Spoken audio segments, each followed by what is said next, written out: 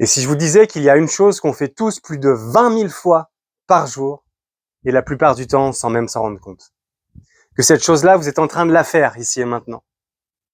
Évidemment, je vous parle de respiration. Mais si on respire déjà tous et tout le temps, à quoi bon en parler, me diriez-vous? Eh bien, ce que nous allons voir ensemble, c'est à quel point notre manière de respirer va avoir une influence notable sur notre qualité de vie globale. Respirer, c'est la première chose qu'on fait quand on vient au monde. Cette énergie de vie qui nous est donnée lorsqu'on prend notre première inspire et qui nous sera repris quand on rendra notre dernier souffle. Tout le long de notre vie, une alternance perpétuelle d'inspiration et d'expiration. Comme une renaissance constante. Comme autant de plein et de vide, comme autant de vie et de mort, l'ensemble de notre vie sera rythmé par une alternance perpétuelle d'inspiration et d'expiration. Respirer, c'est tellement évident que ça devient invisible. Mais imaginez une chose. Imaginez-vous maintenant avec un immense panneau de 100 mètres carrés juste au-dessus de votre tête. Une surface de 100 mètres carrés en contact constant avec votre milieu interne et votre milieu externe. 100 mètres carrés, c'est la surface déployée de vos poumons. C'est un peu plus de 300 millions d'alvéoles pulmonaires, ces petits sacs dans lesquels se passent tous les échanges gazeux. Respirer, c'est des chiffres, mais c'est aussi et surtout un symbole. Un symbole de connexion permanente et profonde avec tout ce qui m'entoure. De connexion avec moi-même, avec les autres et avec encore plus grand. Ce n'est pas pour rien si dans le langage courant, quand on manque d'idées, on a besoin de chercher l'inspiration. Et d'ailleurs, inspirer, ça veut littéralement dire être rempli de l'esprit. Alors à chacun d'y mettre son interprétation en fonction de ses croyances. Et je trouve cette symbolique assez forte. Ou encore une fois, dans ce langage courant, quand on n'en peut plus d'une situation, on a l'impression de manquer d'air, d'étouffer.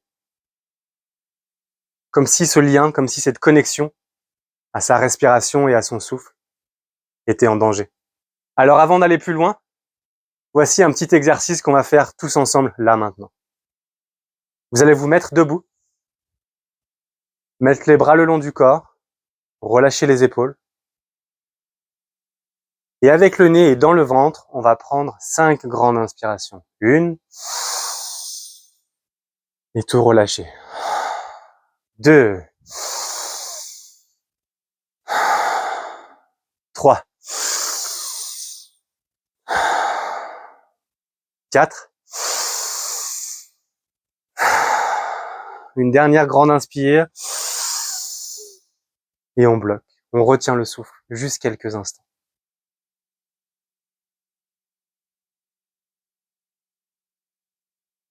Et on relâche. Cet exercice de respiration très simple et très court est déjà d'une grande puissance et d'une grande utilité pour retrouver un petit peu de focus, de clarté mentale à un moment où j'en ai besoin. Je m'appelle Gary et voici mon histoire. Ça, c'est moi il y a plus de 10 ans.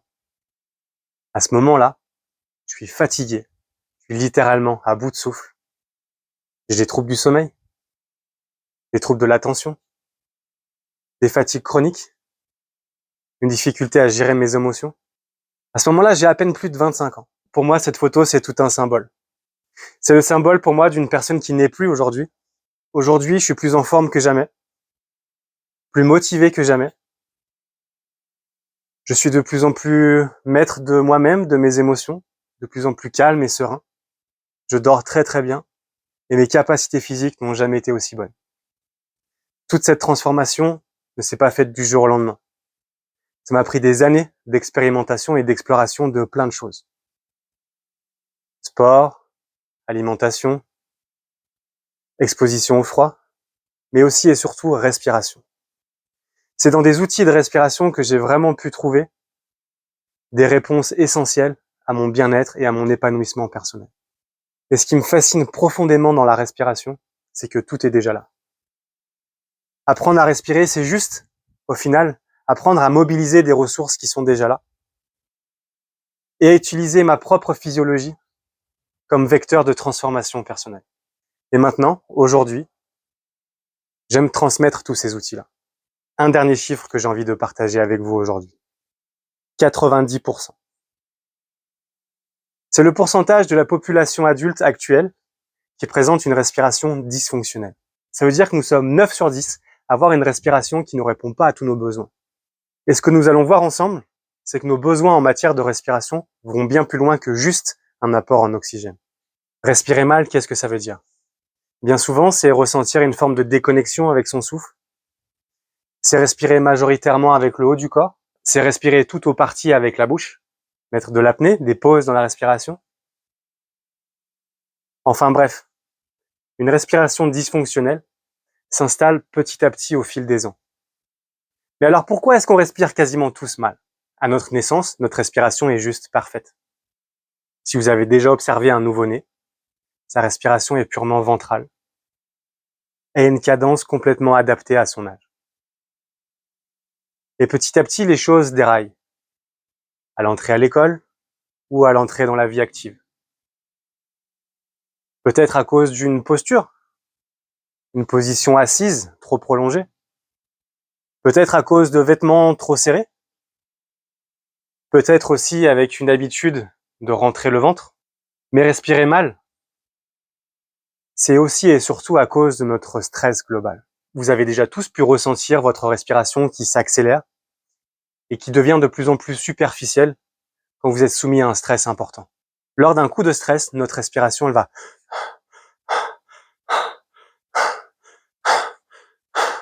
changer de cette manière. Et si je continue à le faire, je vais vous faire stresser.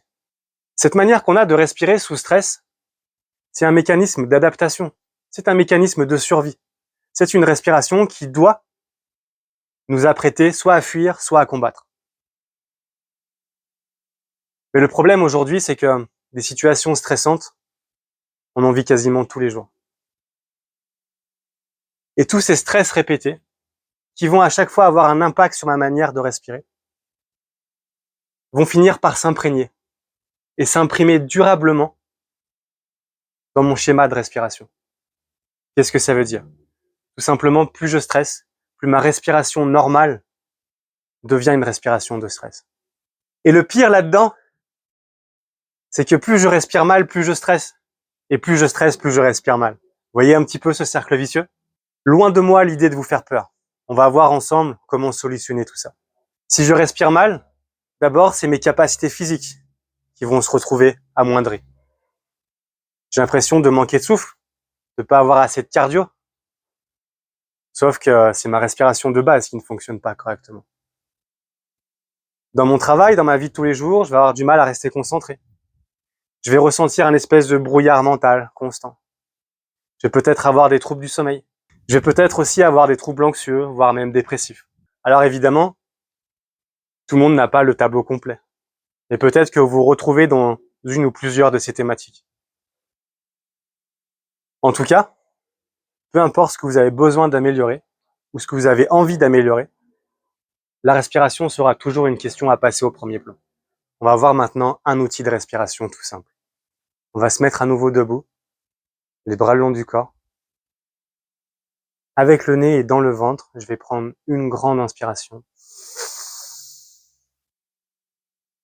Et je vais essayer d'allonger l'expiration avec la bouche juste entrouverte. Comme si je venais faire de la buée sur un miroir. Encore une fois, grande inspiration. Et j'expire tout doucement, le plus longtemps possible.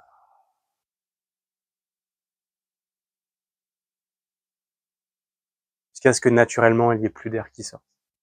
Sans forcer. On le fait encore une fois. Grande inspire. Expire tout doux.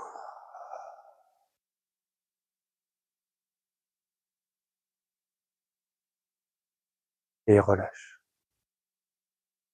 Essaye juste d'observer comment tu te sens là maintenant.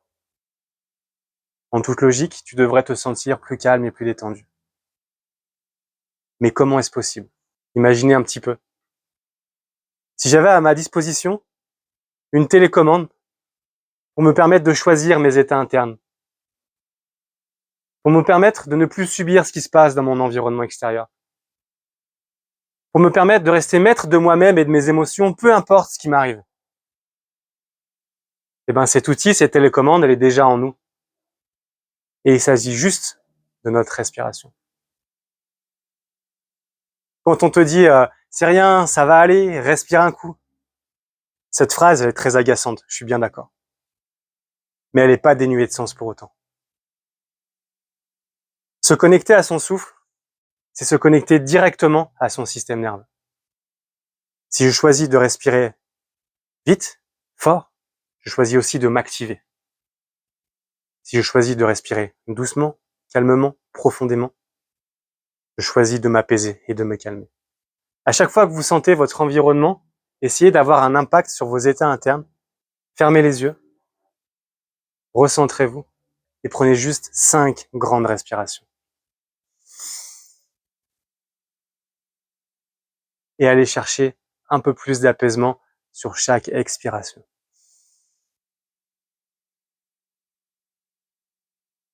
Et vous allez voir que très vite, vous allez reprendre le contrôle. Et très vite, c'est vous et vous seul qui allez être en mesure de choisir comment vous vous sentez. Et évidemment, cette respiration dysfonctionnelle qui nous affecte à peu près tous, elle est réversible. Mais ça se travaille. C'est un travail quotidien de replacer une respiration qui va être lente, qui va être légère, qui va être nasale, qui va être abdominale. Imaginez un petit peu le confort de vie qu'on peut aller chercher. Une fois que ma respiration devient fonctionnelle, c'est-à-dire que ma respiration répond à tous mes besoins, d'apport en oxygène, mais aussi de régulation de mon système nerveux, ça veut dire qu'au quotidien, j'aurai constamment une belle énergie, que je serai capable de rester concentré, mon sommeil sera bon et récupérateur, que mes capacités physiques seront largement améliorées, que je saurai gérer mes émotions et mes états internes en cas de crise. Tout ça, c'est du confort de vie, qui s'obtient avec pas grand-chose. Juste une conscience, une présence avec soi et avec son souffle. Et surtout une implication, un engagement à travailler ça quotidiennement. Voici une chose que vous allez pouvoir faire le plus souvent possible à partir de maintenant. Dans différents contextes de votre quotidien, posez-vous cette question-là. Prenez juste quelques secondes pour vous demander: est-ce que je respire avec le nez? Est-ce que je respire dans le ventre? Est-ce que je respire calmement? Si la réponse est oui à ces 3 questions, très bien, continuez votre journée, bravo. Mais si besoin, changez un ou plusieurs de ces paramètres. Et petit à petit, vous allez mettre un nouveau schéma. Votre corps va accepter comme normal un nouveau schéma de respiration beaucoup plus fonctionnel. Au-delà de savoir quoi faire, comment faire, comme une liste de bonnes choses à faire, je pense qu'il est avant tout nécessaire et important de se reconnecter très simplement avec soi et sa respiration. La porte d'entrée, elle est certainement ici. Avant d'aller chercher un quelconque exercice, plus ou moins compliqué, posez-vous déjà la question: est-ce que je sais observer comment je respire? Et est-ce que je sais me reconnecter à mon souffle? Car c'est dans ma respiration et dans la gestion de mon souffle que réside mon vrai super pouvoir. Merci.